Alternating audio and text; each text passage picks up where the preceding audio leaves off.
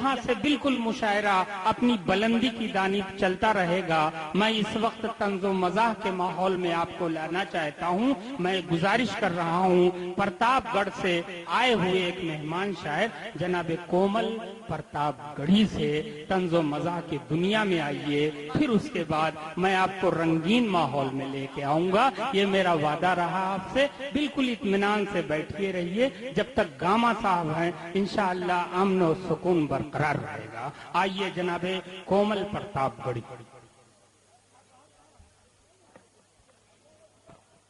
बहुत बहुत शुक्रिया जी रेबी साहब, आपने मुझे उठाया, अल्लाह आपको उठाए। मेरा मतलब अरे भाई, शायरी की दुनिया में आपका नाम ऊंचा करे। नहीं, वैसे भी चार जायज है, उठाए ना उठाए सब। जी अच्छा, आप लोग भी बैठे हैं तो बीच में ताम झाम ना फैलाइएगा जो तभी फैला रहे थे।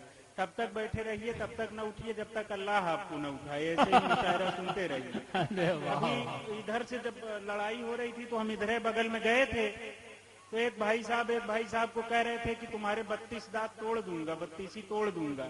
मैं कह रहे भाई ऐसी बात नहीं, ऐसा मत कहिए। तो दूसरा वाला कह रहा है तुम्हारे 64 दांत तोड़ देंगे।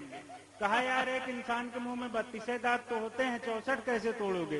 कह रहा है 32 ही शायर का गिन लिए हैं जो प्रतापगढ़ से आया है, बीच में बोल रहा है। तो 32 मिला के 64 हो जाएगा।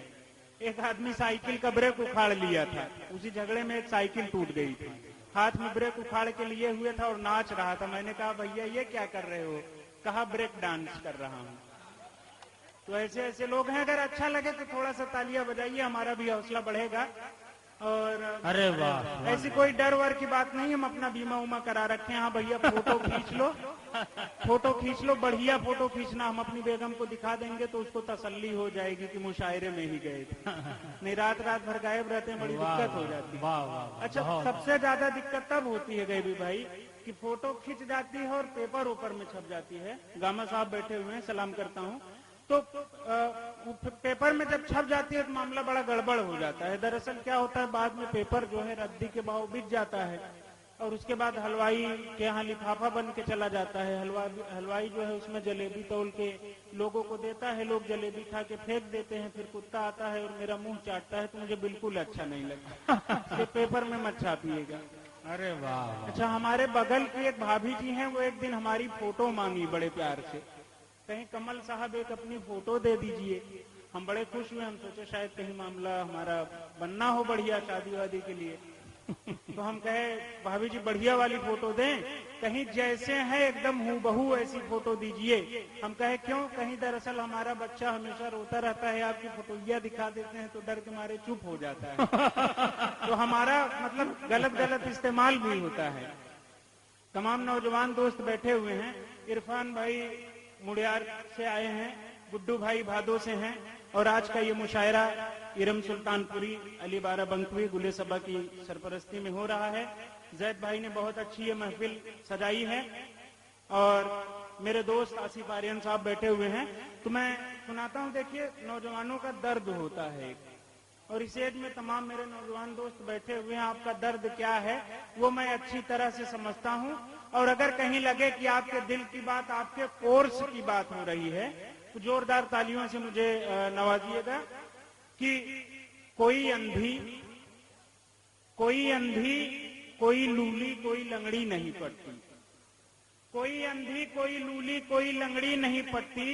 सुनहरे बालों वाली गोरी या काली नहीं पड़ती। और जाने किस कलम से लिखी है किस्मत मेरी रब ने, मैं कोशिश लाख करता हूँ कोई लड़की नहीं पड़ती। अरे पता नहीं चेहरा ऐसा है या शायर हैं इसलिए। दरअसल हमारी जब शादी होने वाली थी तो हमारी होने वाली बेगम ने हमारी सासू जी से कहा कि मम्मी आपको पता है जिनसे हमारा निकाह हो रहा है वो शायर हैं। तो हमारी सासू जी ने कहा कोई बात नहीं बिटिया, मर्दों में थोड़े बहुत ऐब तो होते ही हैं। ये भी एक ऐब के सिलसिले से इसको ले लिया जाता है। फिलहाल मैं बहुत ज्यादा बात नहीं करूंगा, थोड़ा बहुत पढ़ता हूँ, उसके बाद शहीद हो जाऊंगा, क्योंकि तमाम अच्छे शायर डाइस पे रखे हुए हैं और मंगाए गए हैं बाहर से। इसके बाद वो सब भी पढ़ेंगे। भागा वो अपने घर से मेरे दिल में घुस गया। वाह, घुस गया। भागा वो अपने घर से मेरे दिल में घुस गया, जैसे कि एक चूहा किसी बिल में घुस गया। दिल भाई, भागा वो अपने घर से मेरे दिल में घुस गया, जैसे कि एक चूहा किसी बिल में घुस गया। और शायर पकड़ने गए थे कहीं खूबसूरती, शायर पकड़ने गए थे कहीं खूबसूरती, घबरा के सारा हुस्न तेरे दिल में घुस गया। वाह, ये हम लोग तो प्यार मोहब्बत की बातें इस तरह से करते हैं। असल में ज्यादा हमारे कलाम में, हमारी कविताओं में दिमाग लगाने की बिल्कुल जरूरत नहीं है, क्योंकि हम खुद ही दिमाग नहीं लगाते लिखते समय। जो मन में आता है वो लिख देते हैं। अच्छा, एक बार ताली बजा दीजिए, बात की गारंटी नहीं लेते हैं, एडवांस में बजवा लेते हैं। अब पढ़ता हूँ, देखिएगा, दो चार छोटी मोटी कविताएं पढ़ता हूँ। इसके बाद जैसा मैंने कहा था मैं शहीद हो जाऊंगा। देखिएगा कि पत्नी को 2 थप्पड़ मारने के बाद पति बहुत पछताया। दरोगा साहब बैठे हुए हैं, मैं सलाम करता हूँ। और बड़ा अच्छा लगा आप आ गए, तो थोड़ा सुकून मिल रहा है कि मैं एकदम सुरक्षित अपने घर तक पहुंच जाऊंगा। नहीं, पहले मामला बड़ा गड़बड़ था, उधर गोली वोली भी चल गई थी, तो हम थोड़ा आगे आ गए कि पत्नी को 2 थप्पड़ मारने के बाद पति बहुत पछताया।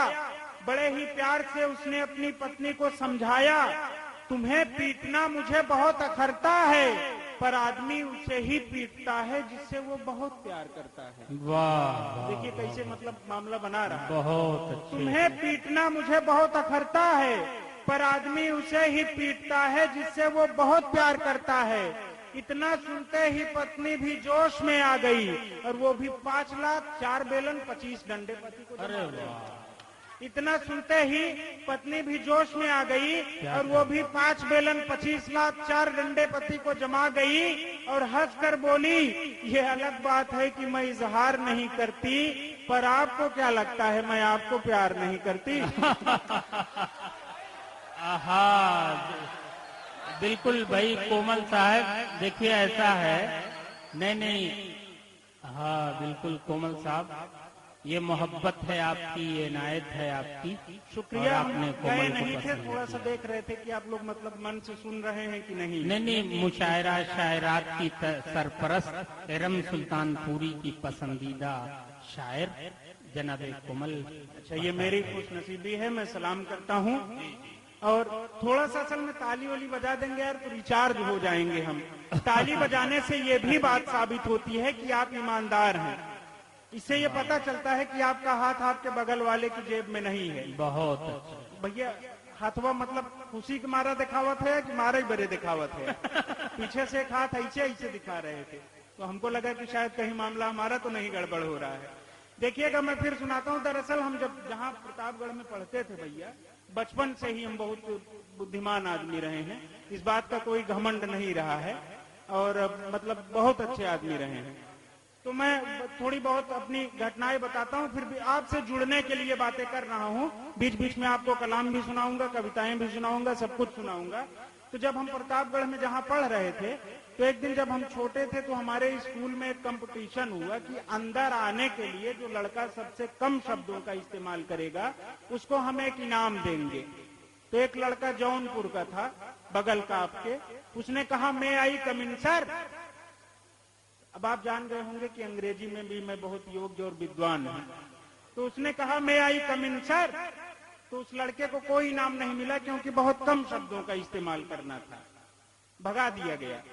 फिर एक लड़का हमारे प्रतापगढ़ का था, उसने कहा श्रीमान क्या मैं अंदर आ सकता हूँ? उसका भी सेंटेंस काफी लंबा था, कोई इनाम नहीं मिला। एक लड़का यहीं हाजीपुर गोधना का था, उसने बहुत कम शब्दों का इस्तेमाल किया। उसने मास्टर साहब से कहा आई क्या? तो ये हाजीपुर गोधना के लड़के ही कमाल कर सकते हैं। और मैं चाहता हूं कि आप एक जोरदार तालियां अपने लिए बजा दें। बहुत अच्छे से मुशायरा सुन रहे हैं, मेरी भी रोजी रोटी चल जाएगी आपने जो तालियां बजाई। और कभी कभार मामला बड़ा गड़बड़ हो जाता है। आसिफ भाई हैं, तो एक दिन मुशायरे में हम और आसिफ भाई साथ में चले गए, मुंबई का मुशायरा था, तो रिजर्वेशन हो नहीं पाया। RAC टिकट था, एक में सोचे दोनों लोग बैठ के आ जाएंगे किसी तरह से मामला बना के। भाई पैर आप हमारी तरफ कर लीजिएगा, हम आपकी तरफ, तो सेटिंग तो हो ही जाती है इस तरह से। तो ऊपर वाली बर्थ पर किसी तरह से बैठे, तो नीचे 2 बड़ी सुंदर सुंदर लड़कियां बैठी हुई थी। हाँ रजा, वही बात समझ में आई है, कोर्स की बात हो रही, लड़कियों वाला मामला आते ही क्या अच्छा, ज्यादा उनको अच्छा लग गया? नहीं, अच्छा नहीं लगा, नाबालिग बालिग हो रहे हैं। अच्छा, बूढ़े जवानी का ख्याल कर रहे हैं। अच्छा। ये सारे मामलात हैं, आज की रात तो यही सब होगा। नहीं तो बूढ़े लोग, ऐसी बात थोड़ी है कि उनको इश्क करने का हक नहीं है। मुझे एक शेर किसी का याद आता है कि बदन होता है बूढ़ा, मन की फितरत कब बदलती है, पुराना कुकर क्या सीटी बजाना छोड़ देता है। जी तो वही बूढ़े लोगों को कौन कहता है कि इश्क करने का हक नहीं है? तो तरह मामला गांठ देते पता ही नहीं लागत। नहीं, इश्क भाई देखिए, बूढ़े लोग शायरात को देखें लेकिन अमल न करें, जवान लोग देखें और सुबह अमल करने लगे। नहीं, शाकाहारी अपने विचार रखें तो कोई दिक्कत नहीं है। तो बिचवा भूलवा दिए थे बोली के। तो मैं बता रहा था कि हम और आसिफ भाई जब ट्रेन से आ रहे थे तो अपर बर्थ पे हम लोग बैठे थे और नीचे दो बड़ी सुंदर सुंदर लड़कियां बैठी हुई थी। तो अच्छा, उस समय हमारी भी शादी नहीं हुई थी खुशनसीबी से, और आसिफ भाई की भी शादी नहीं हुई थी खुशनसीबी से। तो नीचे वाली दोनों लड़कियों की भी नहीं हुई थी बदनसीबी से। क्या कहने? तो एक लड़की ने एक लड़की से पूछा कि तुम्हारी शादी हो गई है? तो उसने कहा नहीं, मेरी शादी नहीं हुई है। सुनते ही आसिफ भाई बड़े खुश हो गए, सोचे कहीं शायद हमारा इसमें बन जाए मामला। तो उसने चॉइस से पूछा कि तुम्हारी चॉइस क्या है, कैसे लड़के से शादी करोगी? उसने कहा हम तो उसी से शादी करेंगे जो करोड़पति हो। कहीं मान लो करोड़पति न मिले तो कहीं 50-50 लाख के 2 मिल जाएंगे, तब भी मामला बन जाएगा। कहीं मान लीजिए वो भी न मिले तो कहीं 25-25 लाख के 4 मिल जाएंगे, तब भी मामला जम जाएगा। कहे अगर वो भी न मिले तो कहे 10-10 लाख के 10 मिल जाएंगे, तब भी मामला जम जाएगा। आसिफ भाई कहे हम सोने जा रहे हैं, जब मामला 100 रुपए तक पहुंच जाए तो हमको भी जगा देना। वाह! तो ये बातें होती हैं। दिल खैराबादी भाई बैठे हुए हैं और हिंदुस्तान के बहुत अच्छे शायर हैं, अभी आप उनको सुनेंगे। मेरी खुशनसीबी है कि बड़े भाई दिल खैराबादी डाइस में हैं और मैं पढ़ रहा हूं। तो दरअसल इनकी एक बड़ी गंदी आदत है, आपको अंदर की बात बता रहे हैं। इनकी गंदी आदत यह है कि भाभी जी जो भी खाना पका के लाएंगी उसमें कोई न कोई कमी जरूर निकालेंगे। क्या दाल में नमक कम है, मसाला ज्यादा हो गया है, दाल में पानी ज्यादा हो गई है, दुनिया भर की चीजें। अंडा अगर उबाल के लाएंगी तो कहेंगे इसको तल के क्यों नहीं लाई, तल के लाएंगे तो कहेंगे इसको उबाल के क्यों नहीं लाई। भाभी जी बड़ी होशियार, एक दिन 2 अंडा ली, एक तल के ले आई और एक उबाल के ले आई। कहीं अब निकालिए कमी तो जाने। दिल भाई की आदत खराब, दोनों अंडा उलट पलट के देखे, कहे बड़ी बेवकूफ हो, जिस अंडे को तलना था उसको उबाल दी और जिस अंडे को उबालना था उसको तल दी। ये मामला हो जाए। अच्छा, लड़के अक्सर फेल होते हैं। लड़कों के फेल होने का मेन रीजन क्या रहता है वो मैं बताता हूं। अच्छा, जाई पढ़ें कि जाएं? अच्छा, एक जोरदार तालियों से मुझे इजाजत दें, अगर अच्छा लग रहा हो मैं पढ़ूं। बीच बीच में कुछ जने ऐसे हो गया थे हर जगह, कंप्यूटरों में प्रोग्राम गड़बड़ा गया था तो एंटीवायरस डाले पड़ा था।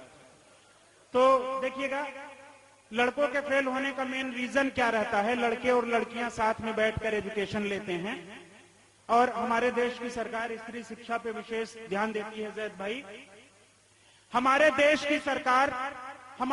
की सरकार आजकल कर रही एक नया प्रचार, कहती है हर लड़की को पढ़ाओ, उसे आगे बढ़ाओ, भारत नए कीर्तिमान गढ़ेगा, शिक्षा का स्तर भारत का स्वाभिमान बढ़ेगा। लेकिन मैं इसे नहीं मानता। शिक्षा का स्तर कैसे बढ़ेगा मैं नहीं जानता। मेरा दिल इस नसीहत से बहुत चिढ़ता है। अरे इससे तो शिक्षा का स्तर और भी गिरता है, क्योंकि जिस कॉलेज में लड़कियां पढ़ती हैं वहां कई खेल हो जाते हैं। एक लड़की को पढ़ाने के चक्कर में क्लास के 40 लड़के फेल हो जाते हैं। शुक्रिया।